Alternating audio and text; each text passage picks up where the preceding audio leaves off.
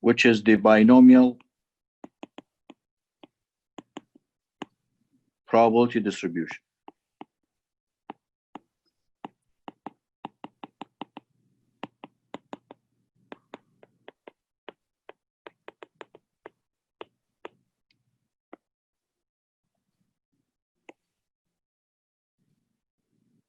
Example.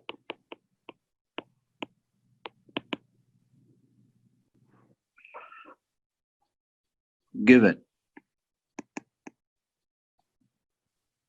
I'm going to give you a statement or a fact, and then we're going to do calculations, find probability values based on that statement. 15% of Long Beach City College students work full-time jobs. I give you a percentage, 15% work full-time jobs. Now, a random sample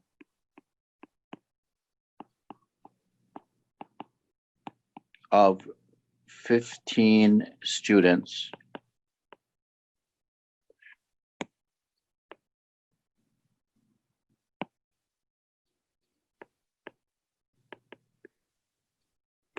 is selected at random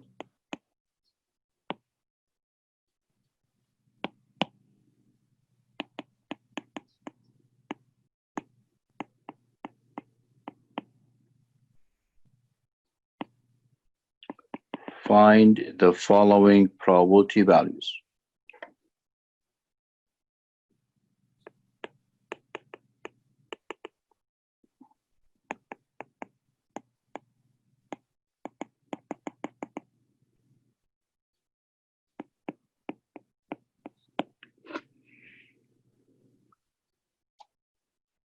First part, what is the probability that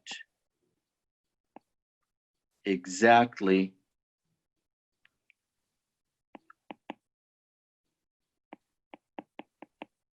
10 out of 15 students work full-time?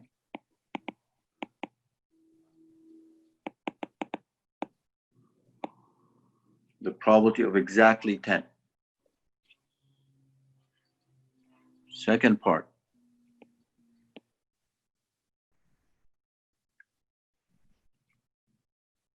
is 12 out of 15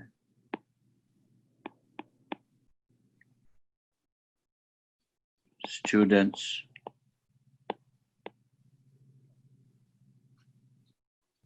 work full-time significant?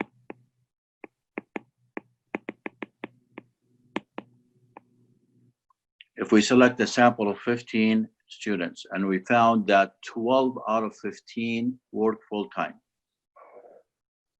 is that number, is that result significant statistically?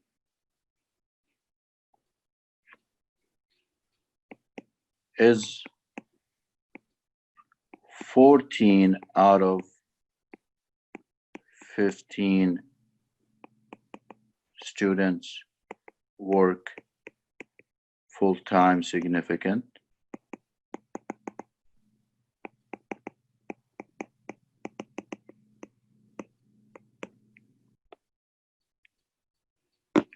So let's go ahead and find out. The first part of the question is not new, is the same what we did before. I just wanted to show you the function first. This is a binomial procedure.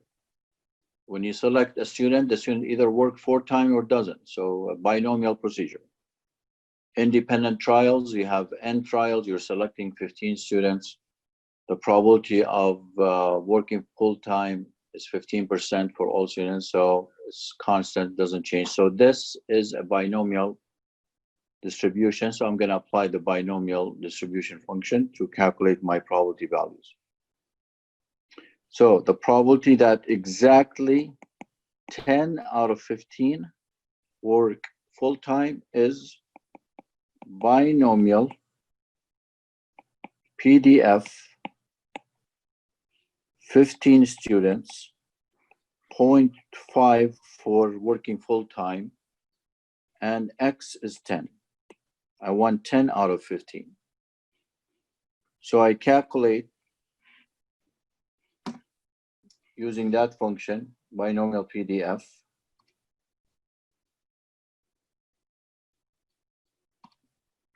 uh, 15.15 and 10.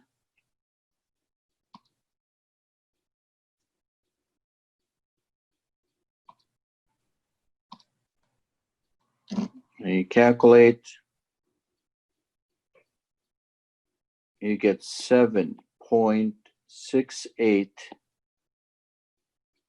times 10 to the negative 6. Did you guys get the same result, the same answer I have?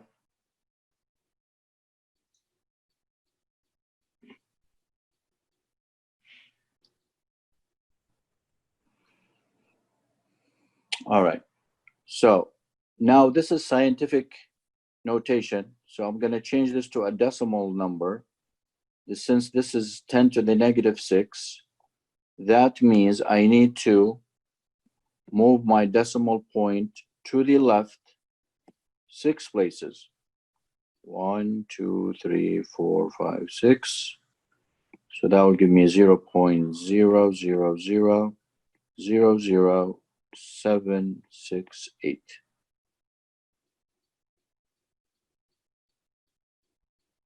Okay, 7.68 times 10 to the negative 6. Very small decimal number. If you want to convert this to percent, move this over to the right and you get 3.0768%. Very, very small chance that 10 out of 15 students work full-time. Okay, so that's the first part. Second part, is 12 out of 15 work full-time significant?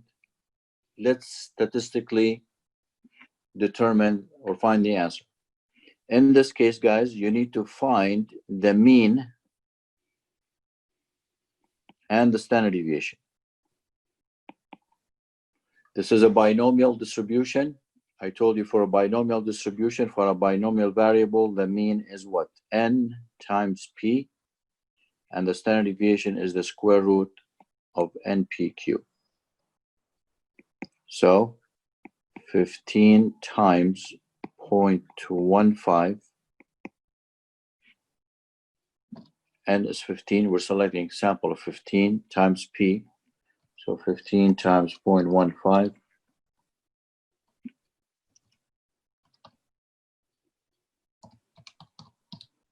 2.25, and then the standard deviation is the square root of 15 times 0.15, and then what is Q? Can someone give us Q?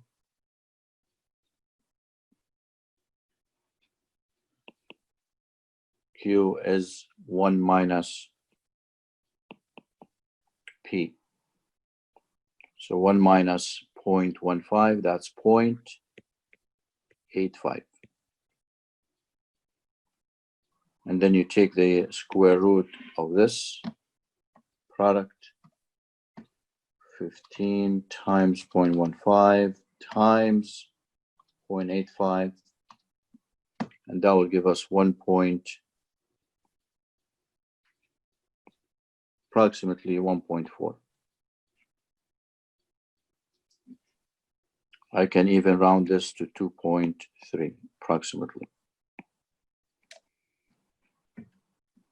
Okay.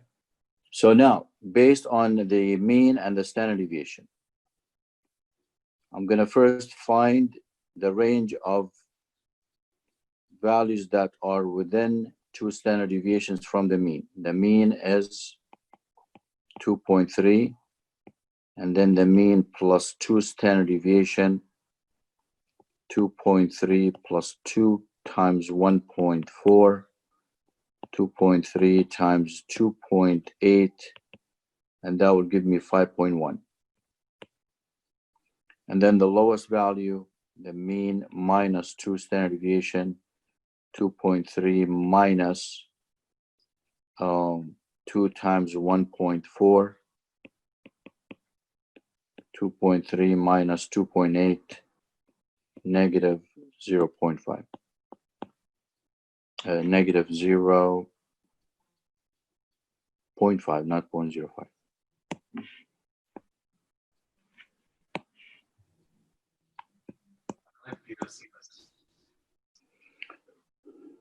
Okay. So this is the range of 2 standard deviations from negative 0.5 to 5.1. Now the question in part B, is the 12 a significant result? Meaning finding 12 out of 15 that work full time, is that significant? The answer is yes, because the 12 is not within 2 standard deviations. The range of 2 standard deviations from here to 5.1. And the 12 is beyond that.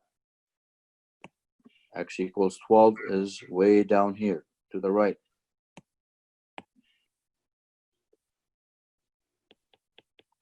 So getting 12 out of 15 students who work full-time is significant. So the answer is yes.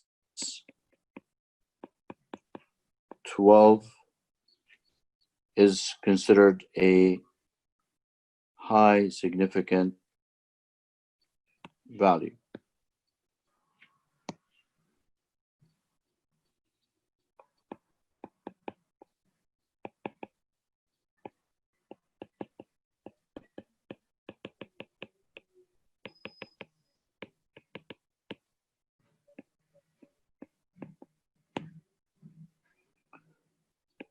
What about C? Obviously, 14 out of 5 is even more significant. Also, yes, 14 is a significantly high value.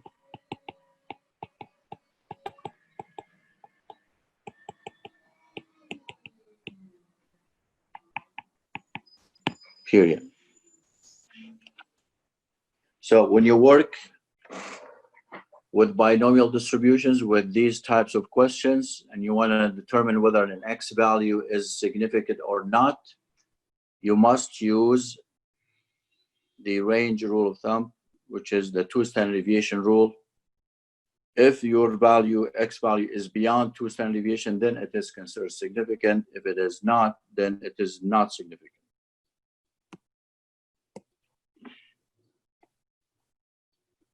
Questions?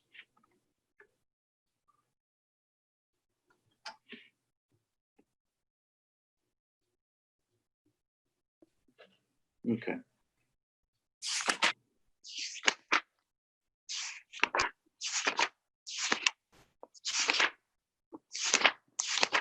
All right, guys. So now we're gonna work on chapter 6.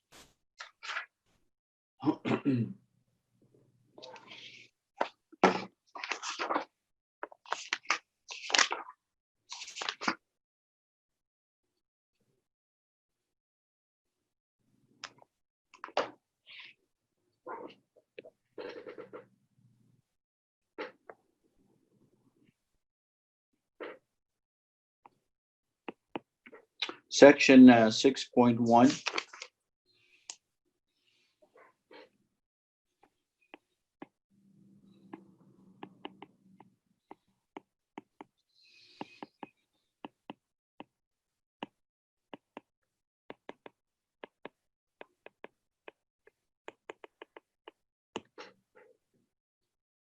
very important topic in statistics. We're going to talk about the standard normal distribution. So in the previous section, we talked about discrete random variables. Discrete random variables are variables that have whole number values, discrete values like 0, 1, 2, 3, 4. We're talking about these variables. In this chapter, we're going to talk about continuous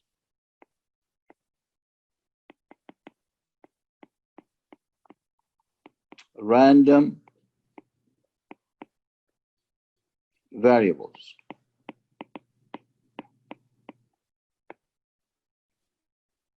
What do I mean by continuous random variables? Continuous random variables are variables whose values are whole, not whole numbers, but are real numbers, measurements.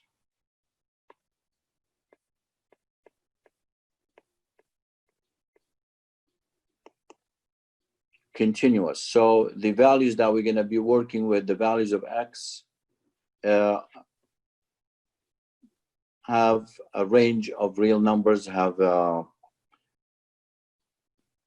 infinite number of values. It's not counting. X is not a count, but it is a measurement of a quantity, like measurement of temperature, time, distance, size, capacity. So we're talking about measurements and the distribution of measurements.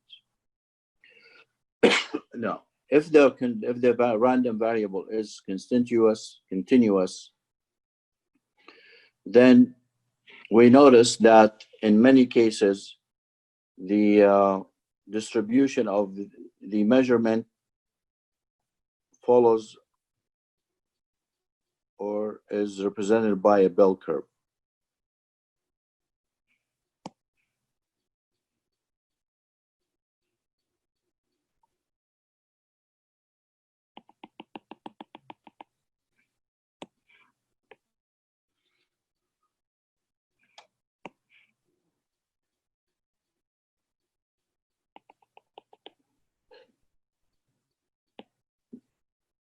Okay, so the x represents the random variable, continuous random variable, and the distribution of x is normal distribution, which means the mean value of x is in the middle, in the center of the distribution, and the distribution is symmetric about the center line. The right side is the same as the left side.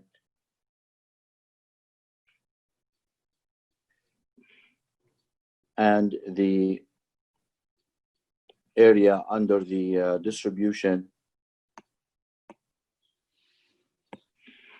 represents our data values. All of this area contains our measurements. Measurements are inside or under the bell curve.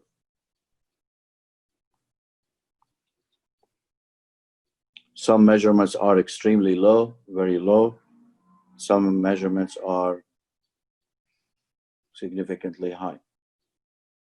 The majority, the 99 or 95% of the measurements are within 2 standard deviations, meaning if I look at this range here, oops, this one here, this is, let's say, this is the mean plus 2 standard deviation, and this is the mean minus 2 standard deviation. This area here contains 95%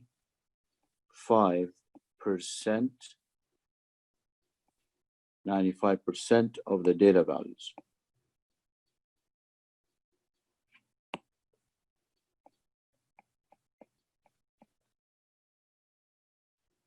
95% of our measurements are within 2 standard deviations. And then you have 2.5% that are significantly high, and then 2.5% significantly low. So in many cases, guys, when you work with continuous random variables, you will find that the distribution that you're working with is a normal distribution or a bell curve distribution. Now, today we're going to discuss one important probability distribution, which is called the standard normal distribution. And the standard normal distribution is a bell curve distribution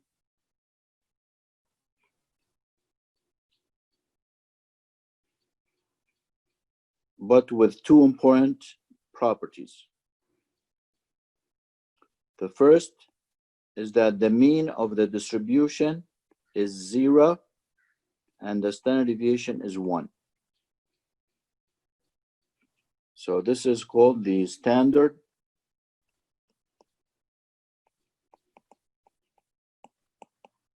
normal distribution.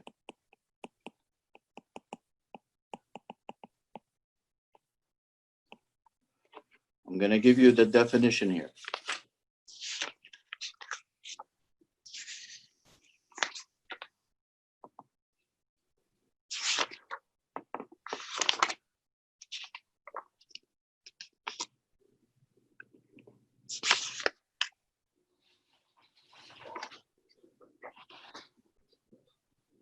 It is a normal or a bell curve distribution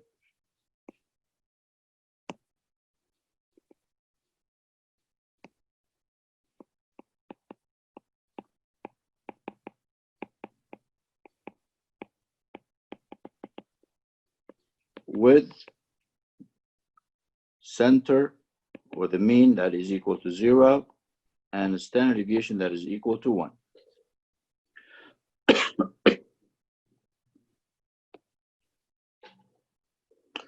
Now, why is this distribution important to us? What is the purpose? What are the applications of this type of distribution where the center is 0 and the standard deviation is 1? This distribution is very important because it represents the z-scores of samples with normal distribution. So if you collect a sample, if you take measurements, and you find that your sample, the sample data, the distribution of your sample data is normal, then obviously the z-scores of those data values are also normally distributed. So this basically that you see here, the standard normal distribution, that's the distribution of the z-scores of the data values that have normal distribution, right? So if your original data values are normally distributed, then the z-scores of those values, real values, have a normal distribution with a center with a mean that is equal to 0 and a standard deviation that is equal to 1. So that's why it's important for us to learn or know the standard normal distribution, because that's the distribution of z-scores for normally distributed data. Okay.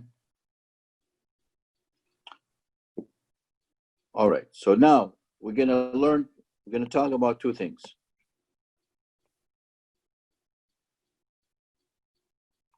Number one, we're going to talk about finding probabilities for specific z-scores. finding probabilities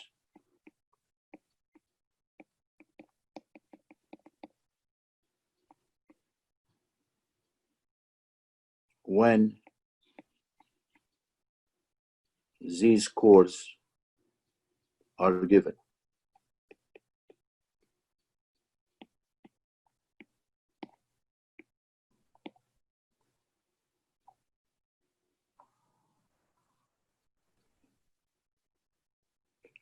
So, example.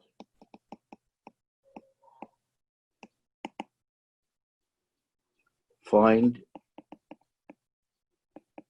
the probability. Okay, so let me first make sure that you guys understand this.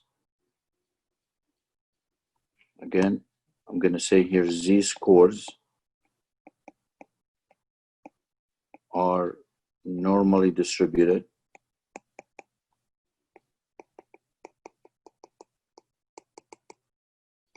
with mean equal to 0 and standard deviation that is equal to 1.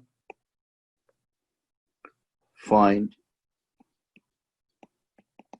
the probability that a given z-score, let's say a z-score greater than 2. If we have z-scores that have normal distribution, what is the probability that I get a data value with a z-score that is greater than 2? The z-score of the data value is greater than 2.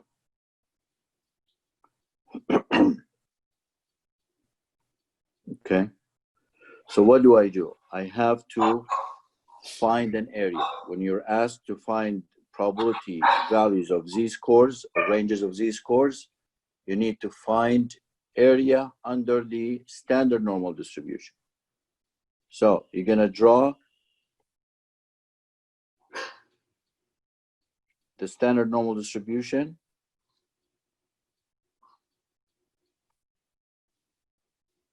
The center or the mean is 0, and the standard deviation is 1. And then again, 1, 2, this is z-score of 2.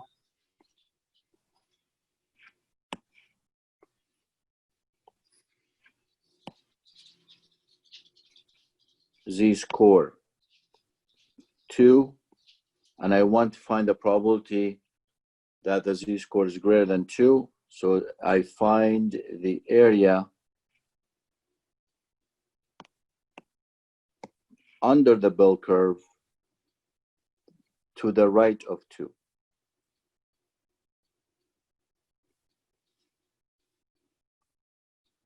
This area here gives me the percentage or the proportion of z-scores that are greater than 2.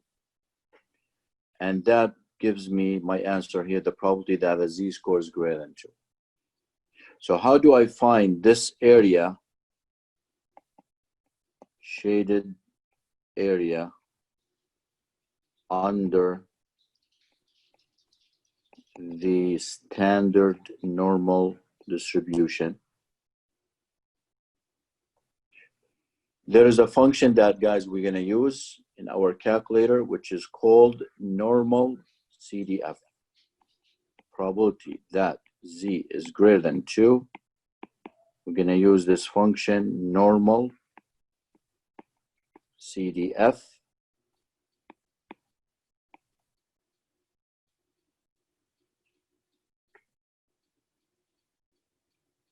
Right? And then we're going to put into this function our lower limit. We're saying z is greater than 2, so we're going to put 2, and then lower limit is 2, and then the upper limit, remember this area covers all the z-scores that are greater than 2, so theoretically from 2 to infinity.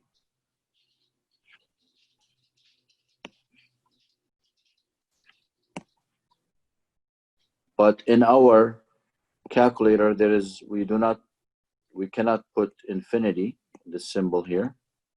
So we're going to say 2, and then we're going to use a very large value, 9999, to represent a very large value or infinity. Okay, so go ahead and press, using your calculator, press the stat key. I'm sorry, not the stat key, the second vars, which is the distribution function. Second distribution, right? And then scroll down to number 2, the second function in your calculator, normal CDF. Select that, and then for lower limit put 2, upper limit put 9999. The mean is 0, leave it as 0 because we're working with the standard normal distribution. The standard deviation is 1, and then paste. So enter, and then enter.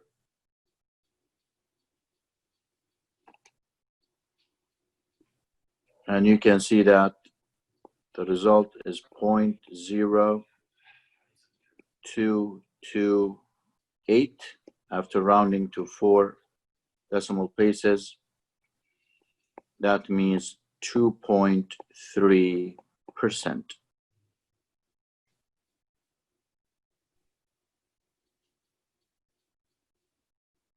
Okay.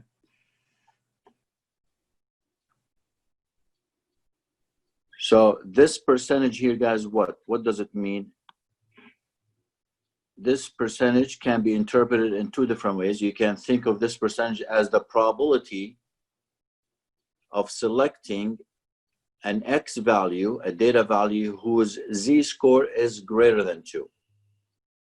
Or you can think of it as this percentage here. We have 2.3% of our data values have Z-scores that are greater than 2. Okay, so there's 2 ways to interpret or describe this result. Any questions?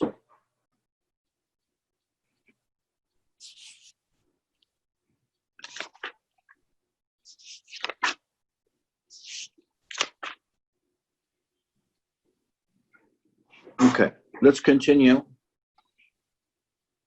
with more examples on this concept here.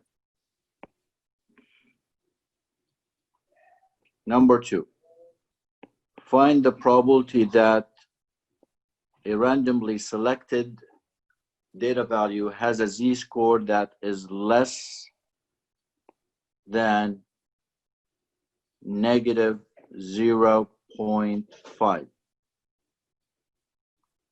Or you know what, let's change this to just 0.05. We don't want to put negative here for now. Let's keep it simple. Let's say less than 0.5.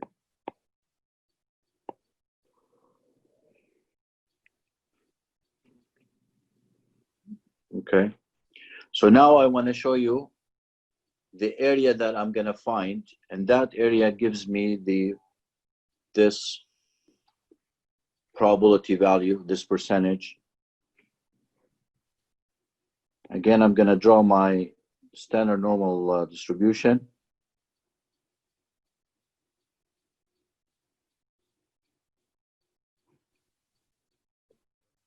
Distribution of Z-scores. This is the mean, 0. Standard deviation is 1. And I want to find this value, the probability that Z is less than 0.5.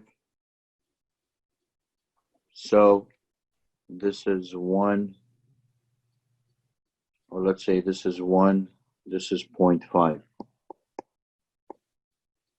Remember, the Z values, the positive Z values are on the right of the mean, and the negative Z values are on the left of the mean. So Z is less than 0.5. That means starting from this value here, Z value, all the way to the left.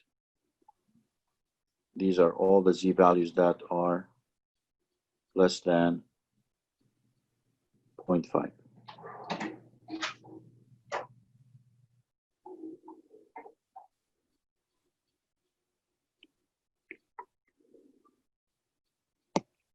So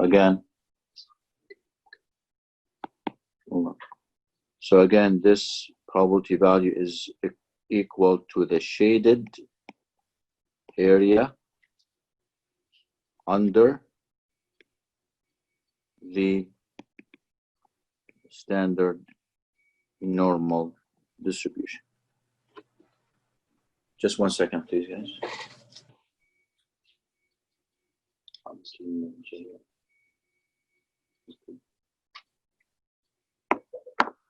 All right, so how do I find this shaded area?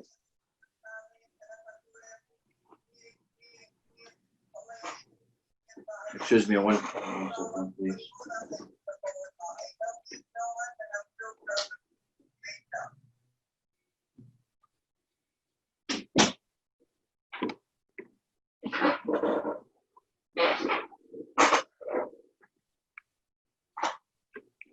So how do I calculate this area, find this area?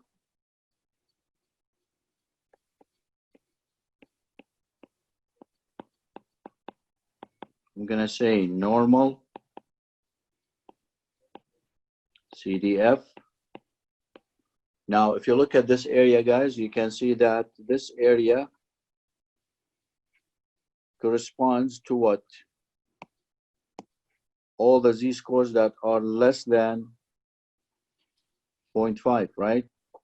So that means I'm talking about all the z-scores from negative infinity to 0.5. Right? That's the range of the z-scores that I have here. I describe z is less than 0.5. So what do I put in my calculator? I put normal in this function, normal CDF. I'm gonna put negative 9999 and then 0.5.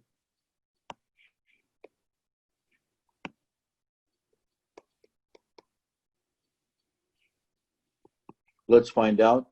Go ahead, guys, and try your calculator and see if we both, all of us, get the same value. So normal CDF.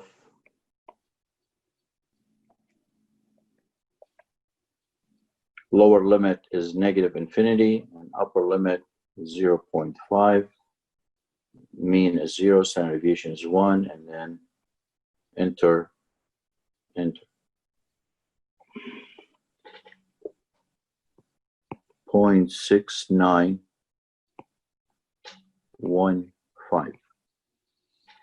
Again, rounded to 4 decimal place, and then in percent form, 69.2%.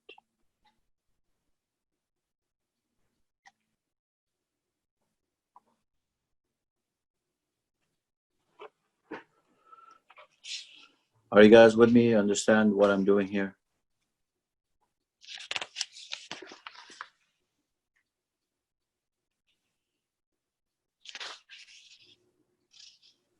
Okay.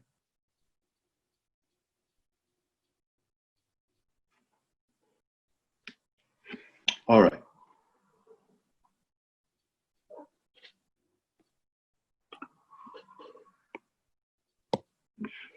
Another example. What is the probability of, or what is the percentage or the proportion of z-scores that are greater than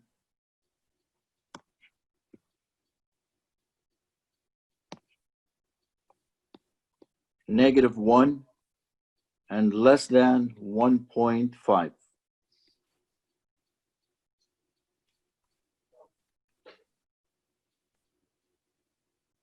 What is the probability that if we randomly selected a data value, the z-score of that data value is between -1 and 1.5? You can think of it that way, or you can think of a different way. You can say, what is the proportion or the percentage of z-scores that are between -1 and 1.5. So again, this is equivalent to the shaded area under standard normal distribution.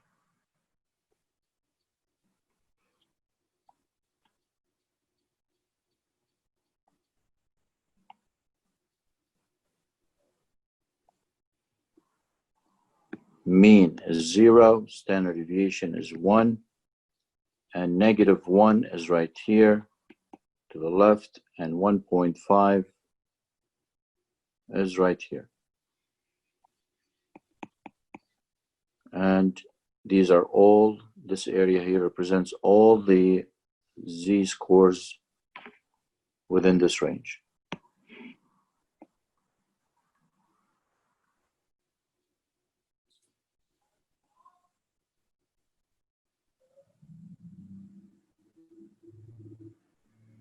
Okay,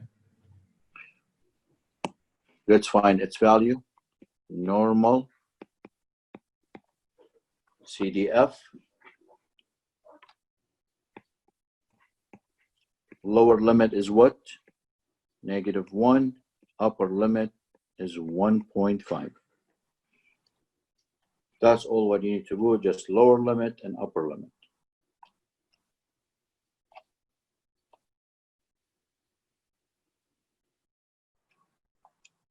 -1 to 1.5 and then 0, 1. 7745, 77.5%.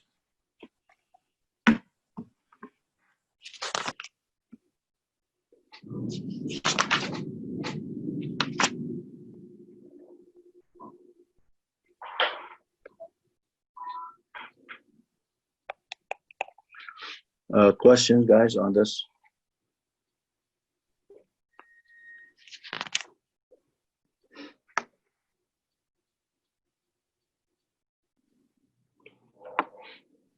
All right. In my next example, I'm going to do the opposite of what I did in example 1, which means I have a percentage, or I have an area under the z distribution, under the standard normal distribution, and I want to find the z-score from this area, from the given area.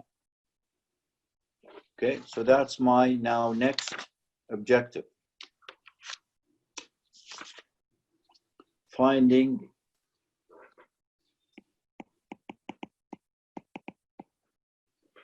z-scores from known areas.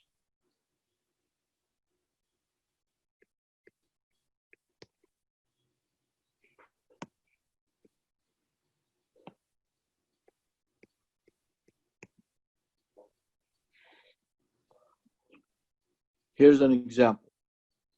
Here's the standard normal distribution. Or you can just say z distribution. And let's say I tell you that this area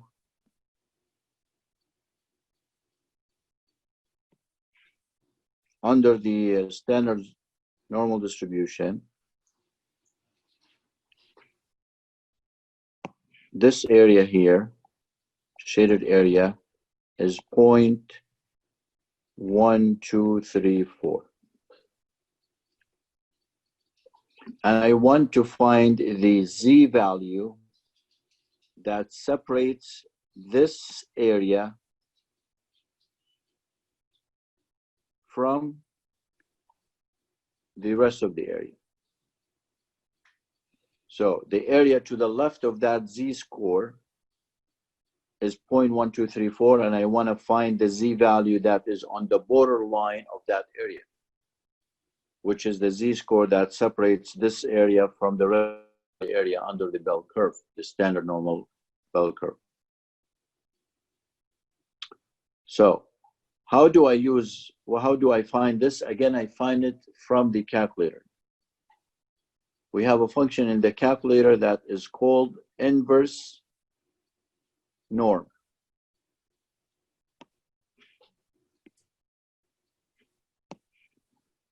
INV norm, which is the opposite of normal, CDF.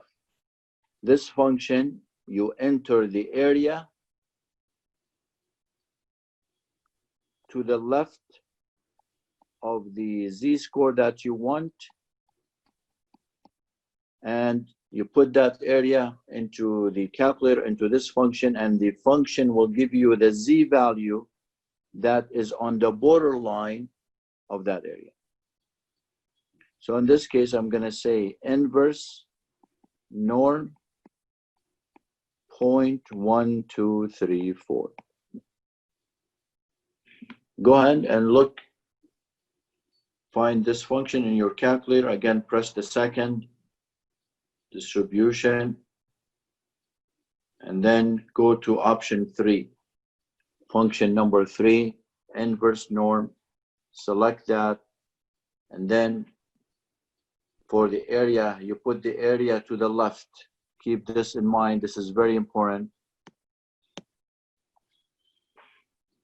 Area, this number that you put into the function is always the area to the left of the z-value that you want.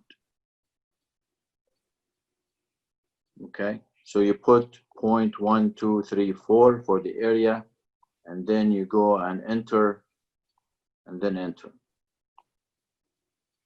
And the result is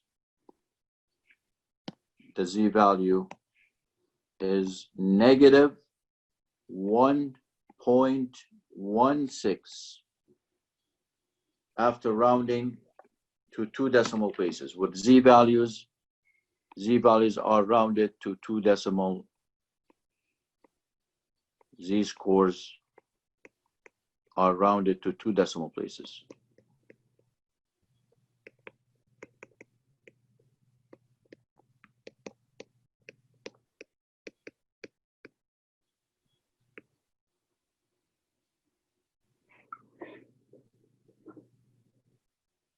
Okay. Questions?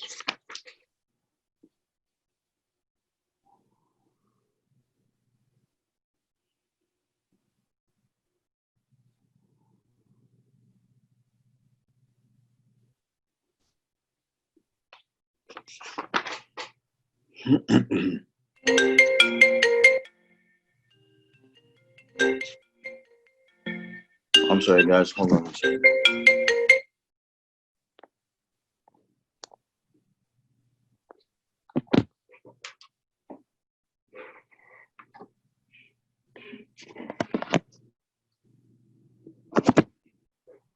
Questions?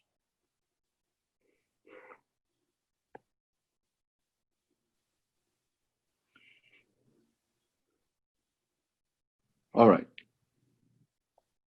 Let's continue talking about this concept.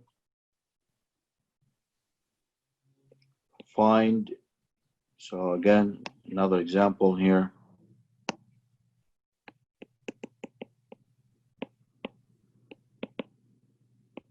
Find the z-score that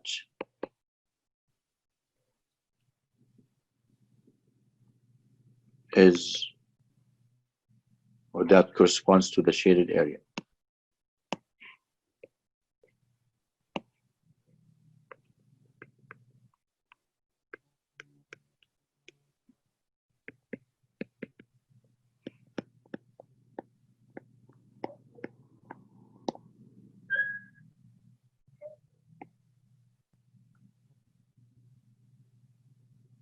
Okay, again, this is my standard normal distribution. The center is 0, the standard deviation is 1. But now I want to show you this area here.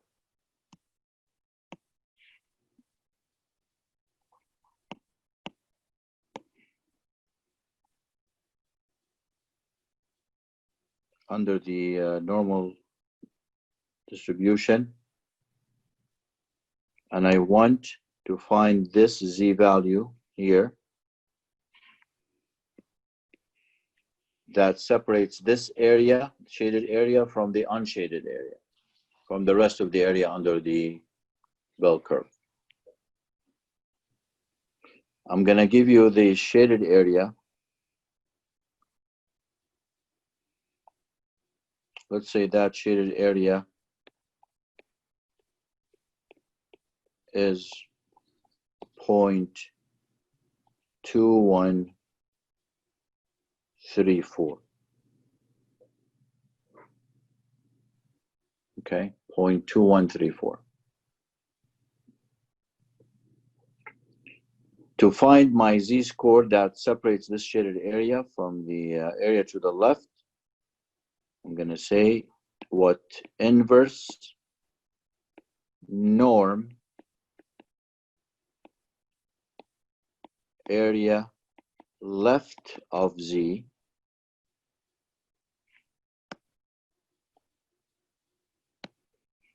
area left of z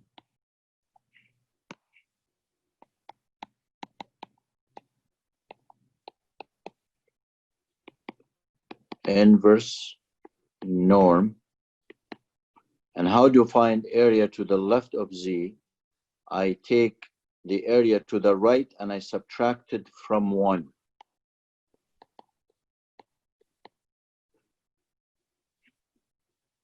Why do I do this, guys? Why the area to the left is 1 minus the area to the right? Anyone would like to contribute here or to work with me on this?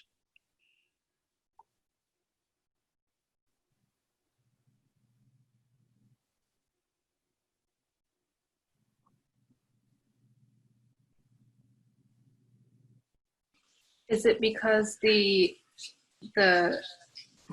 computer calculation only works for the area to the left? Yes, that's true. The computer, the function that we use only works with the area to the left. But if I want to find the area to the left, why did I subtract the area to the right from 1? Why do I have this here? Why is this equivalent to this?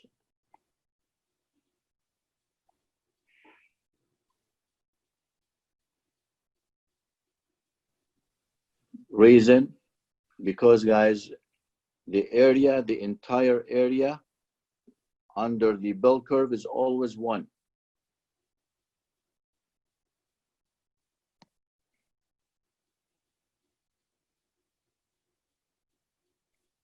Here's the bell curve.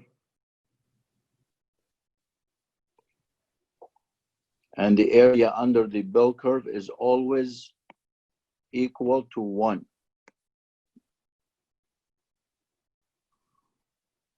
Right? This bell curve represents all of our scores. So we're talking about all of them, all the z-scores.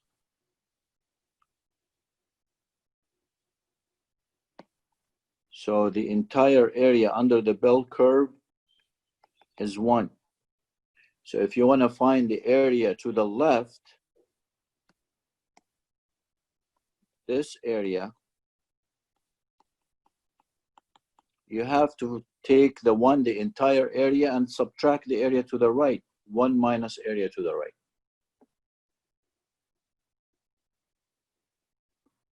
That's why. So you're going to say inverse norm 1 minus 0.2134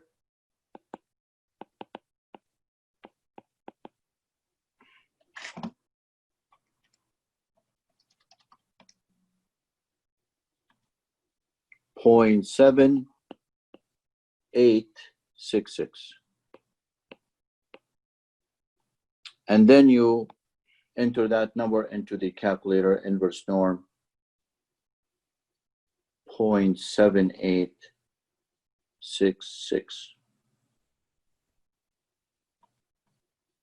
Enter, enter, and you get your z-score,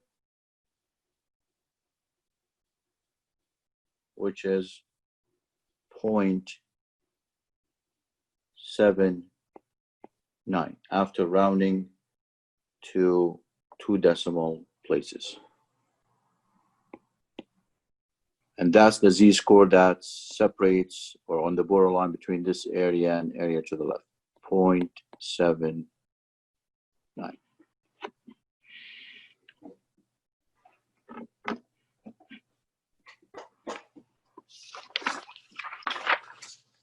Does that make sense, guys? You understand what is happening here?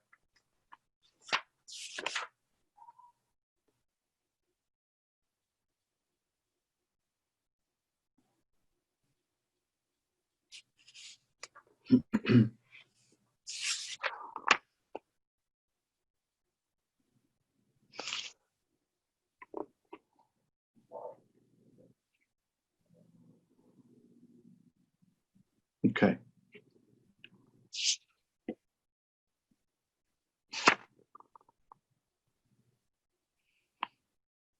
So if you are using inverse norm, make sure that when you use inverse norm and you want to find the z-score, you always enter in the inverse norm the area to the left.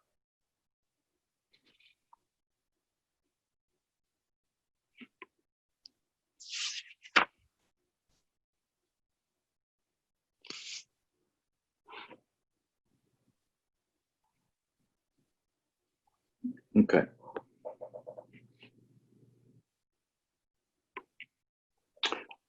Notation.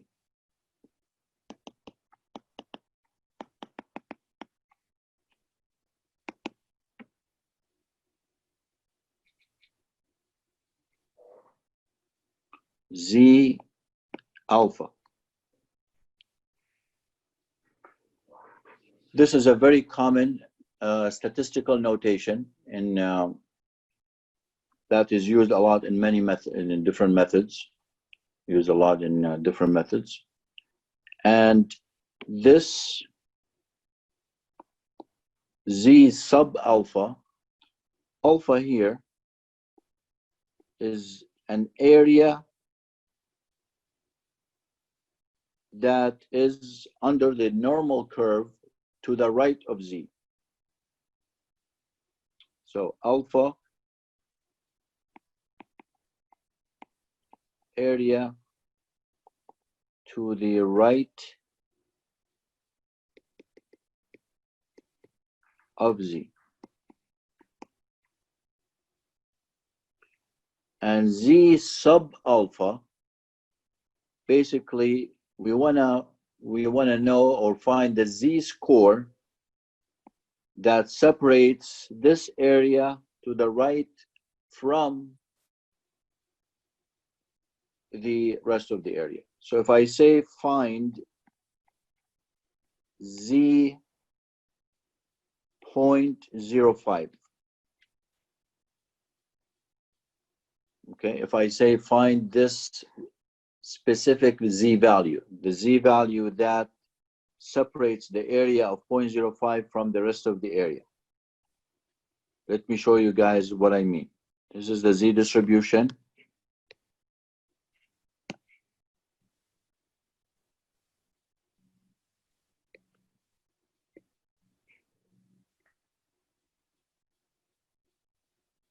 And I want the area, this alpha is the area in the right tail.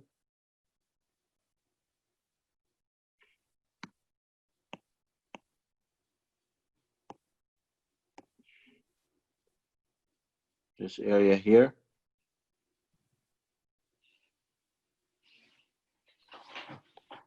Alpha 0.05. And I want to find the z-score that separates this area to the right from the remaining area under the bell curve. Okay, so this is what it means. Z sub alpha or Z sub, if you see this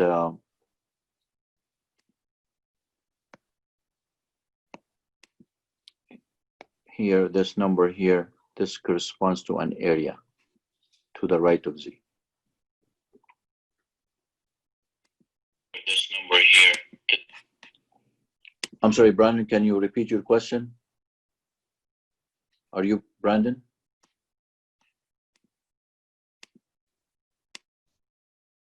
Oh, maybe not Brandon. I'm sorry.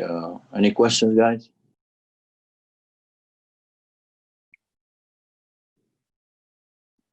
Okay.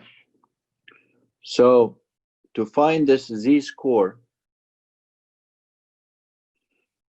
again, I'm going to say Z, oops.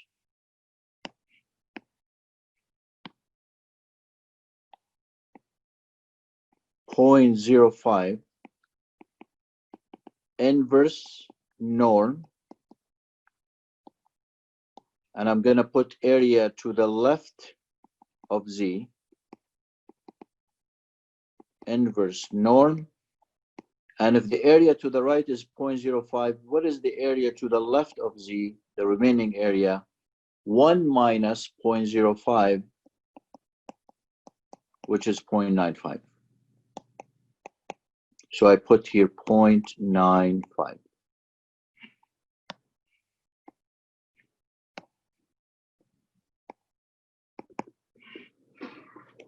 Okay.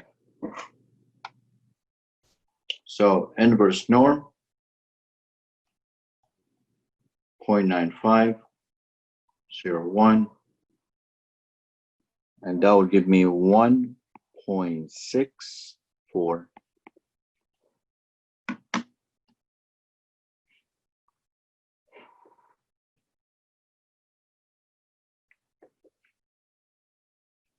Any questions on this?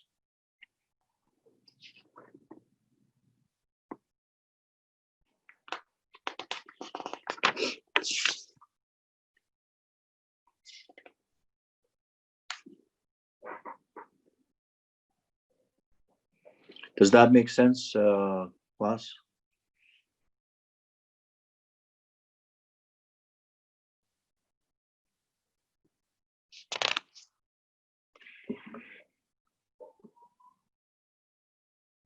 Questions?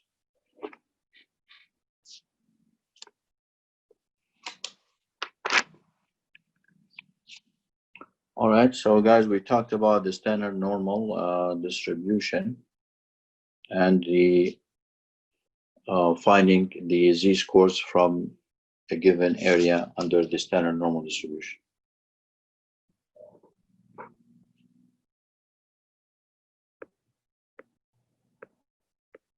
Okay. Question, I'm sorry, section 6.2.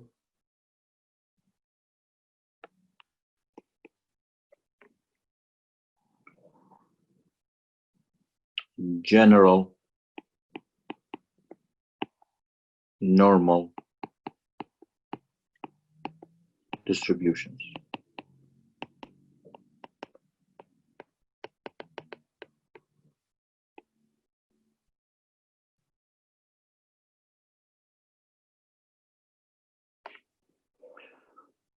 In the previous section, I discussed the standard normal distribution, a distribution that has a mean 0 and standard deviation is 1. But when we work with real or actual normal distributions that represents actual data, then the distribution can have any value for its mean. Here's the general normal distribution. This is the mean, and the mean could be any number, and the standard deviation could be any value. So for example, the mean could be 70, standard deviation could be 4, for example. So when we work with real data, when we collect samples and we collect sample data, most of the time we will find that our data set has a normal distribution with a specific value at the center and specific standard deviation and bell distribution, bell curve distribution. So we're going to start now working with these general normal distributions, where the mean value could be any number, the standard deviation could be also any positive number. So, example.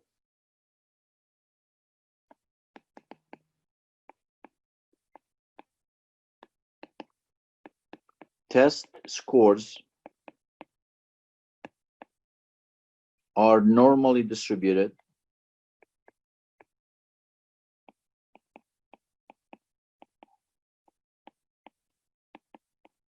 with mean that is equal to 70 and the standard deviation that is equal to 4. Right? Let's assume this case here. We have test scores that have normal distribution with mean of 70, standard deviation of 4. Find. I'm sorry, not before find. One test score is selected at random. Okay. Find the probability that this test score is greater than 76.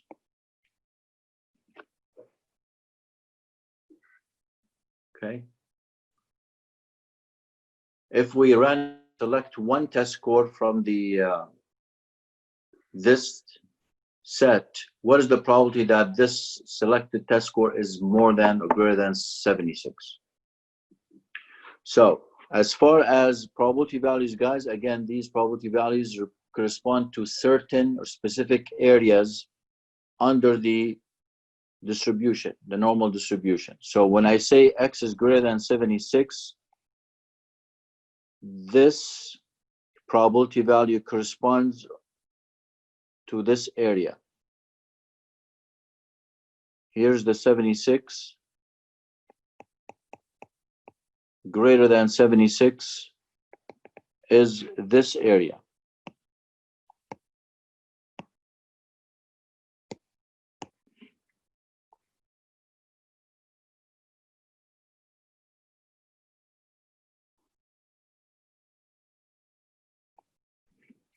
So if I want to find the probability that X is greater than 76, I need to find this shaded area, which gives me the proportion of z-scores that are, or the percentage of z-scores that are greater than 76.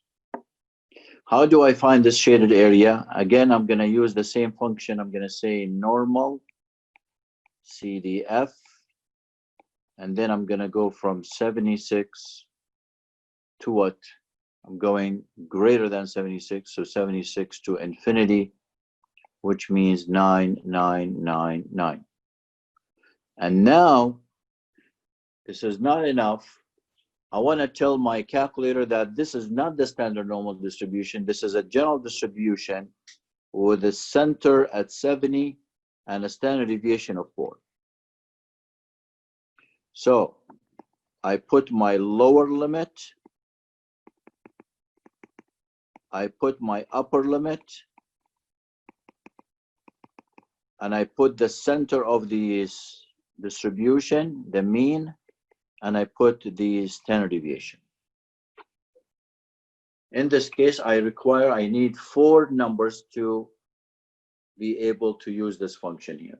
The lower limit, upper limit, the mean, and the standard deviation, because this is a general distribution. So let's go ahead and use this function again. Second vars, normal CDF. Now for the lower limit, put 76. Upper limit, put 9999. And then for the mean, put 70. And the standard deviation is 4. And then enter, and then enter. 0.0668, 0.7%.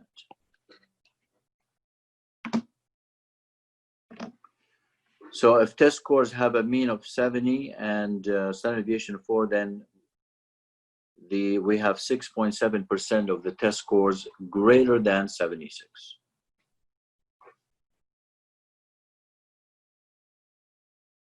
Questions?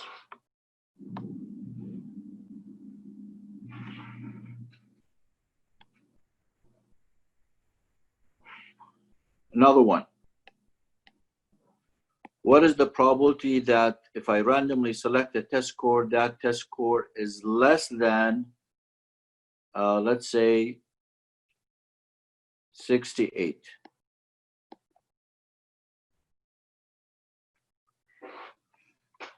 The probability that this randomly selected test score is less than 68.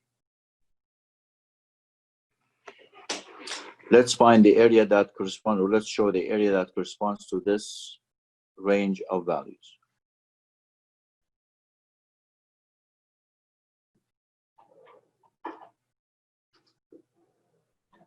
Again, this is the center, standard deviation,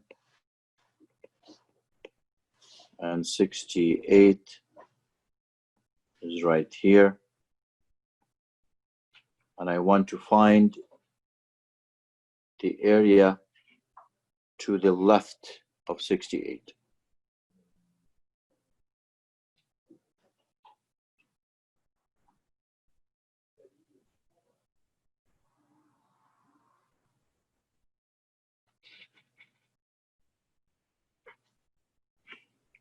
So this probability value is equal to the shaded area. And how do I find the shaded area? Normal, CDF. X is less than 68, so I go from what? Negative infinity, negative 999 to 68. The center is 70 and the standard deviation is 4.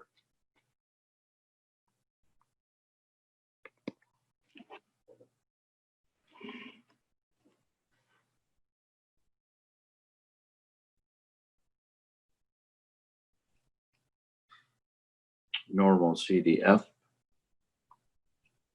negative 999, 68, 70, and 4. That gives me 0.3085, 30.9%.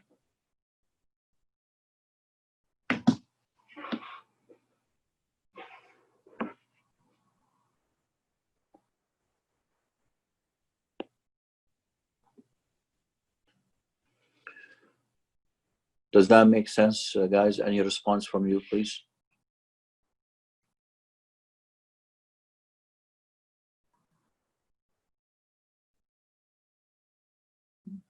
Okay. Any questions? All right.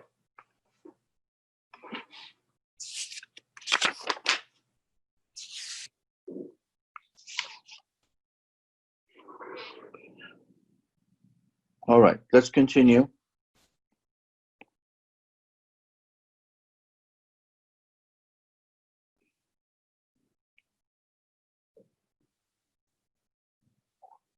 Suppose I want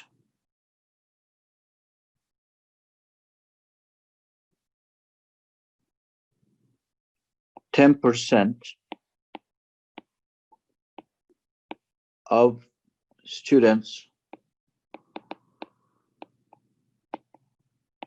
to get an A on the test.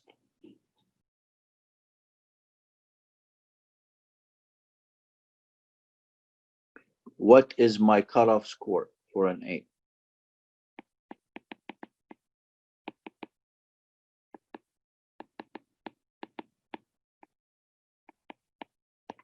meaning find the score that if a student scores that number or higher, gets an A,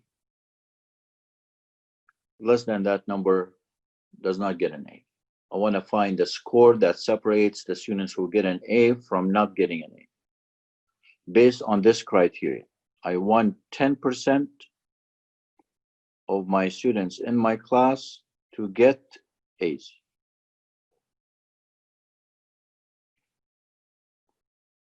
Now, guys, the question is different now. Now we have a percentage, we have an area under the distribution, and we want to find the actual score, the actual data value that is on the borderline of this area. Meaning,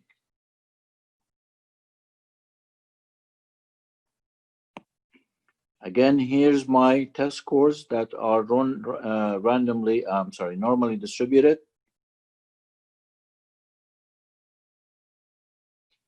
I want the top 10% to get A's. So now I have this area that represents the highest 10% of test scores.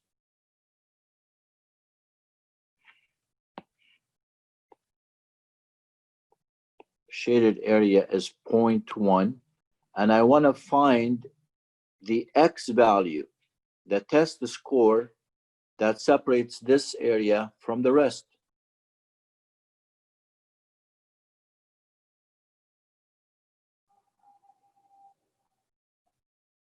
So what do I do? How do I find this X value? I use inverse norm because now I have an area. I want to find an actual data value, an X value. So I will say X is inverse norm. And then I'm going to put area to the left, this area here to the left of my X, which is 0.9. And then not only that, since this is a general distribution, then I need to put also two other numbers. So 0.9 first for the area to the left, and then the center of the distribution is 70, and the standard deviation, which is 4.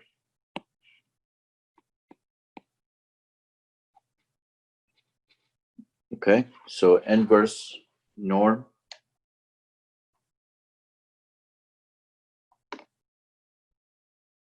.9,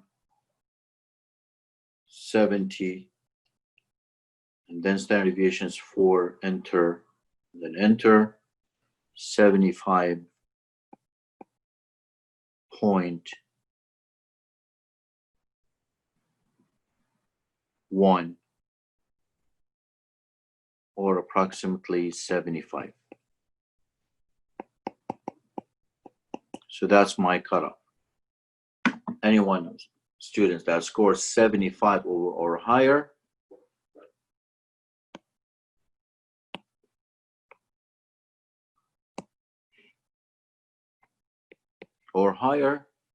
will get an A. Any students that does not score less than 75 will not get an A.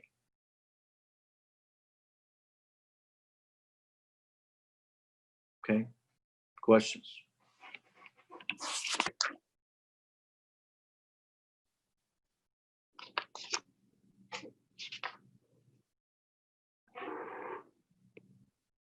One more example, guys, on this. I want the bottom 5% of students to get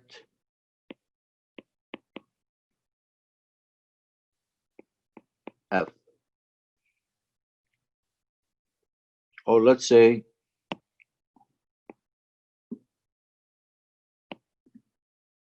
3%. The bottom 3% of test scores to get this letter grade.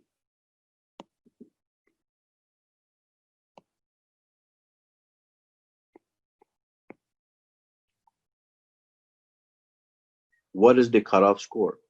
Find the cutoff score, which means the score that separates the F from not F.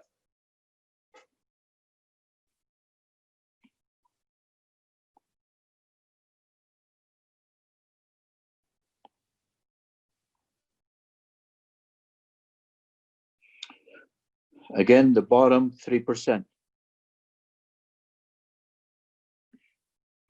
which means this area on the left.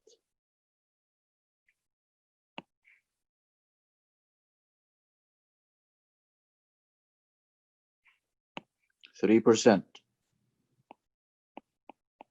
or 0.03.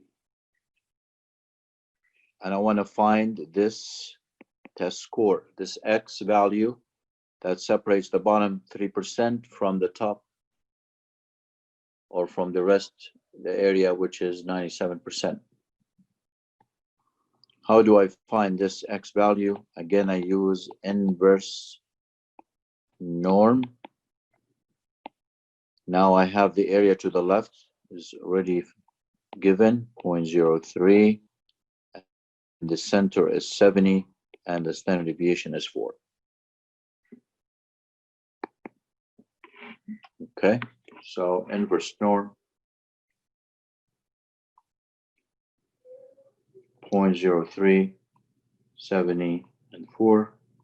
Enter 62.4. And that means approximately 62. Round to the whole number.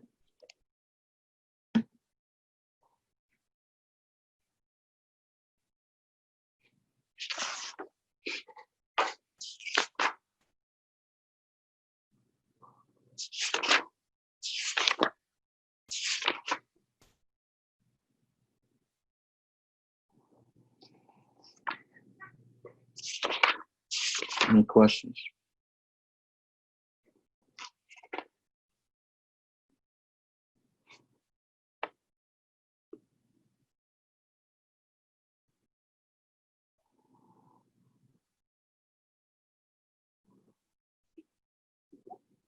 Guys, do you understand? Are you with me on this?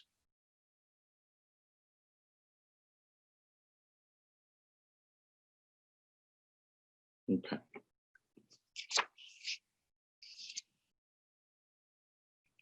I'd like to conclude this section with an example from the textbook, similar to the homework problems that I assigned.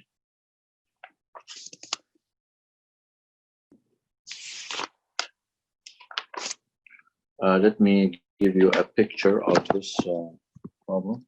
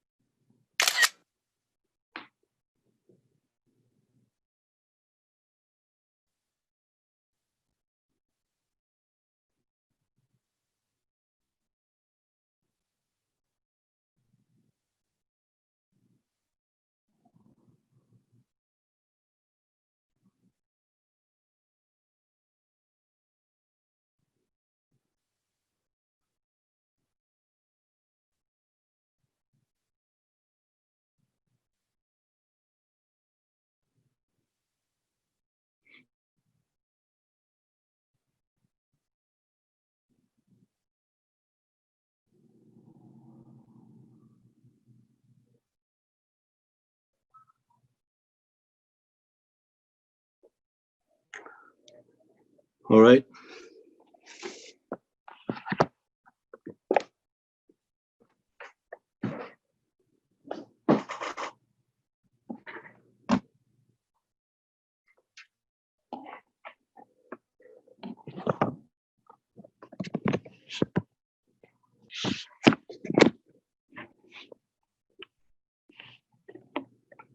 The U.S. Air Force requires that pilots have heights between 64 inches and 77. Find the percentage of men meeting the height requirement.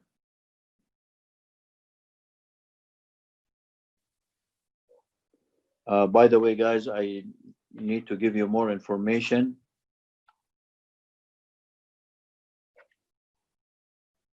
This is given.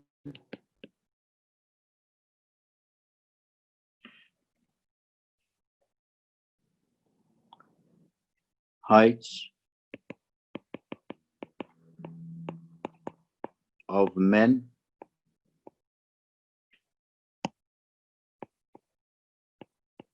are normally distributed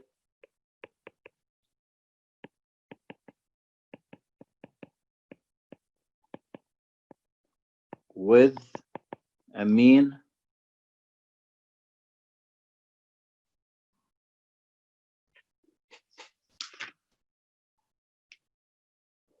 of 68.6 inches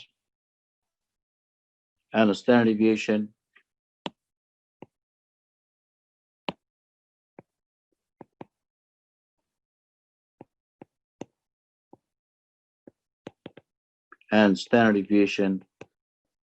of 2.8 inches. Heights of men. 68.6 and 2.8 inches.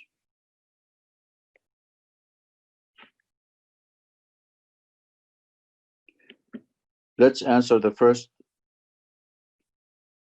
part of the question. Find the percentage of men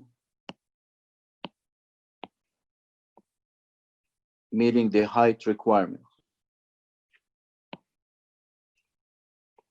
Percentage, or this value corresponds to an area under the distribution of heights.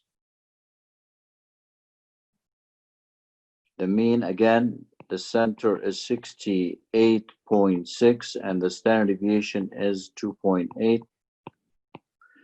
And the criteria is for the Air Force pilots 64 to 77.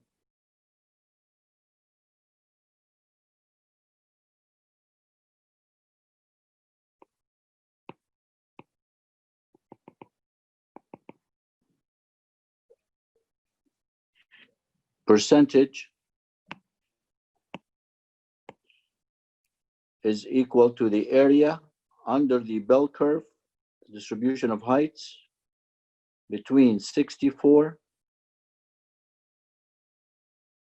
and 77.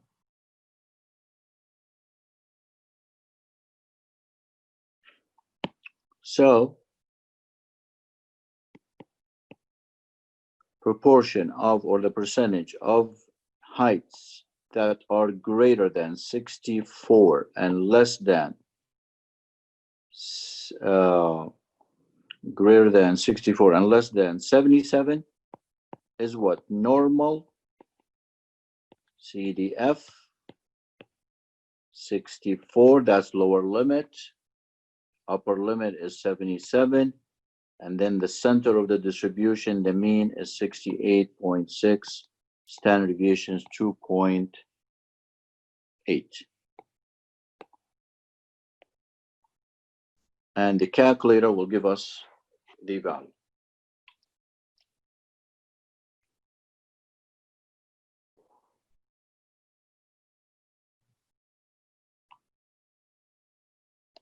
$64, $77, 68.6, and 2.8.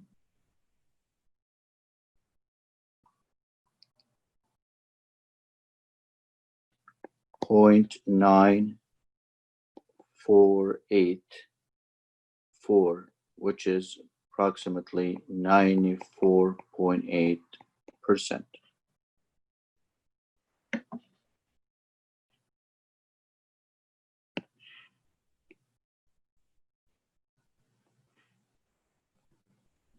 Last part.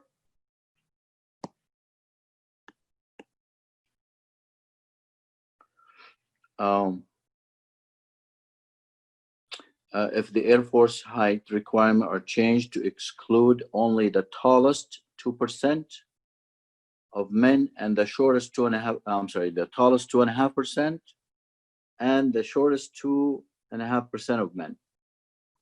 What is the new height requirement?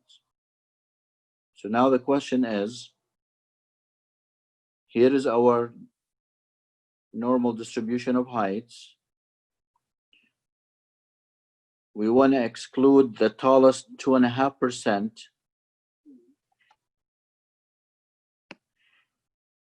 Here's my 2.5% right here, and the shortest 2.5%. The shortest 2.5%.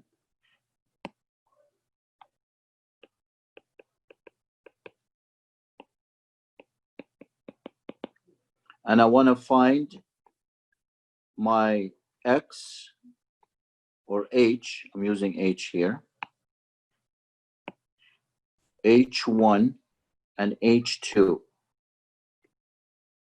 H1 for the minimum acceptable height and H2 for the maximum, or let's call it H min and H max.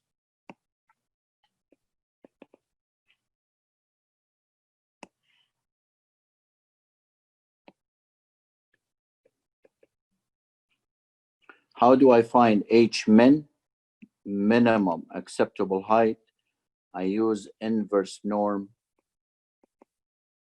area to the left, which is 2.5%, and if I change that to a decimal, 0.025, that's the area left, and then the center is 68.6 and a standard deviation of 2.8.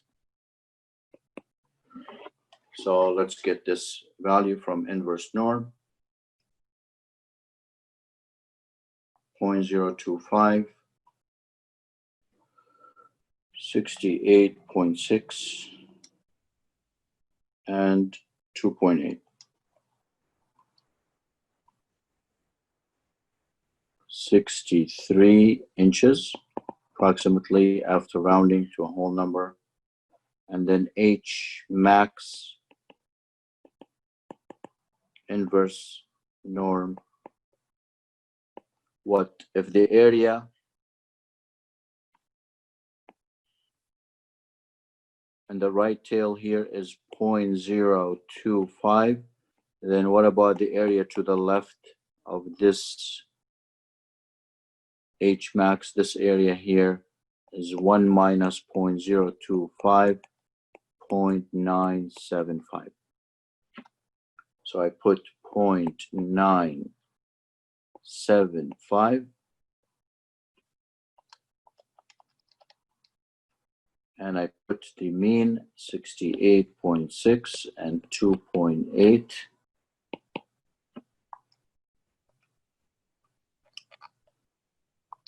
.975, 68 and 2.8, and then enter, and I get 74.1.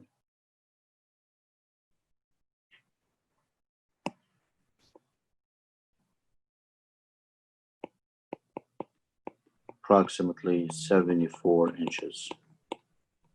So the new criteria is 63 inches to 74 inches.